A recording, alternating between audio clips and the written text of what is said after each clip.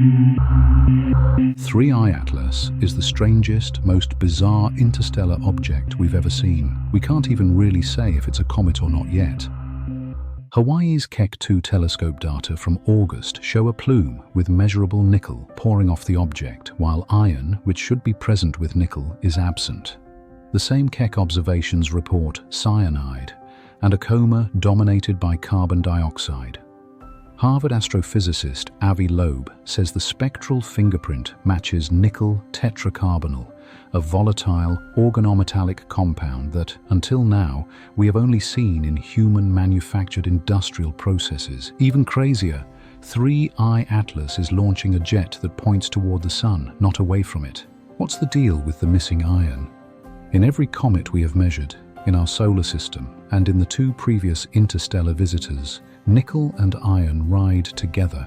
Iron is abundant. It tags along in similar mineral phases, and it normally shows up as lines in the spectrum when metals are present.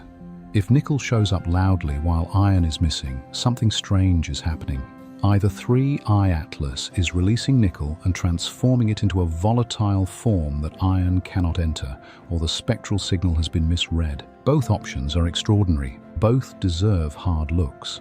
According to Loeb, nickel tetracarbonyl is a molecule we know from factories. It forms when nickel reacts with carbon monoxide under conditions that favor the nickel and carbon monoxide bond. On Earth, the compound is infamous, volatile, and toxic. It's central to refining processes. We haven't, until these reports, seen nickel carbonyl convincingly in a natural astronomical setting.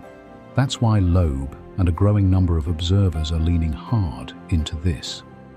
How would a large visitor like 3I Atlas produce the same chemistry that we deliberately produce in labs? We don't have a clean probability because there aren't enough samples. Interstellar visitors are rare, and this chemistry has no astronomical precedent. Based on what we know about cometary compositions and how metals appear in outgassing, the likelihood of finding a naturally produced nickel carbonyl signal of this clarity is extremely low. We can't afford to treat this like a curiosity to file away.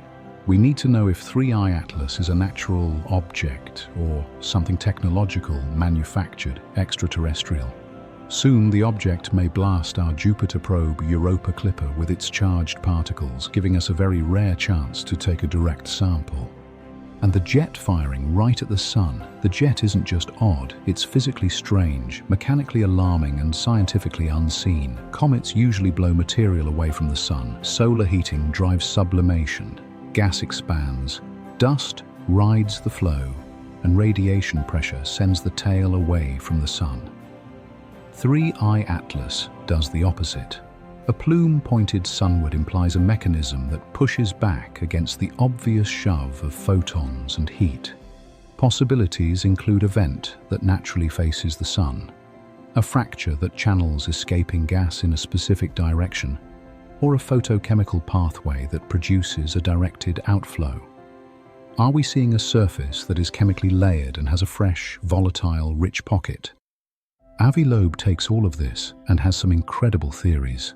Is 3I Atlas a fragment of an alien ship or an alien probe?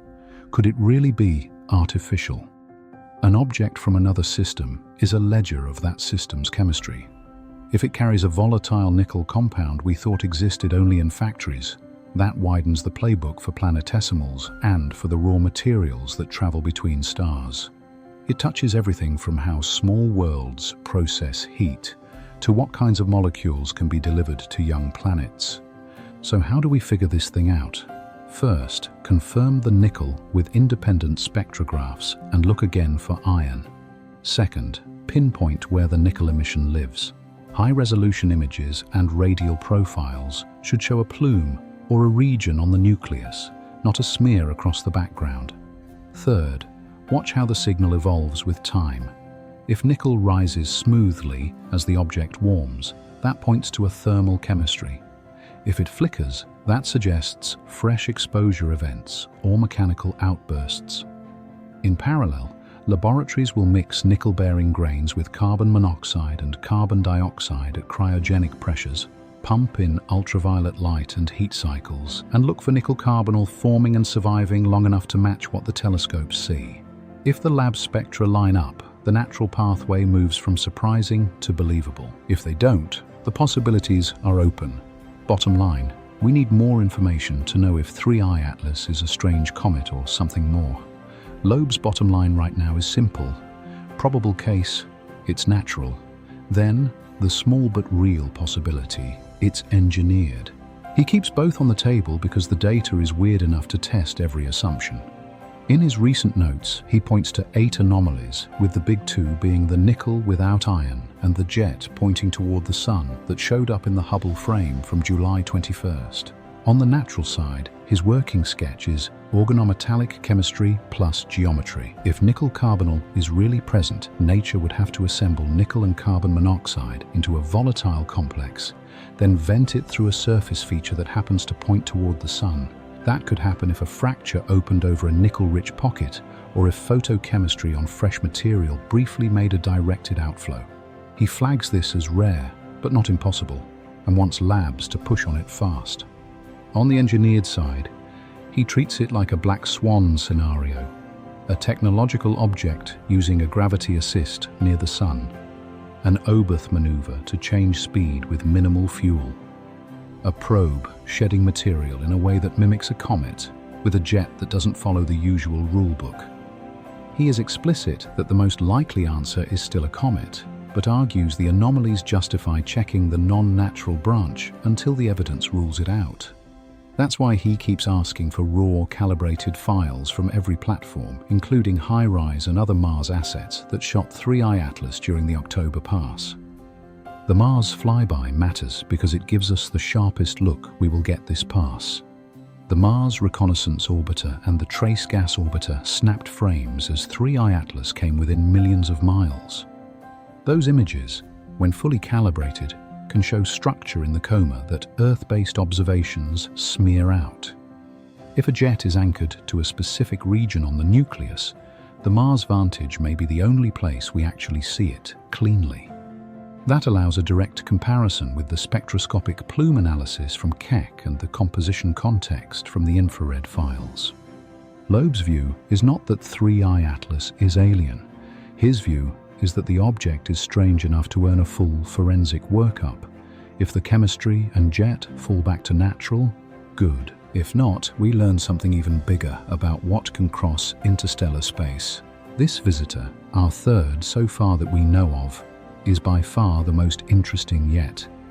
Interesting is probably an understatement. The more we observe 3I Atlas, the stranger it gets. We're going to get a lot more data as it gets closer to the sun, and we can see what effect that heat has on it. Hopefully we can direct more space assets to get direct spectral sampling in the coma. Between NASA and the ESA, we should know a lot more soon. Subscribe and stay tuned for more exciting news from the cosmos.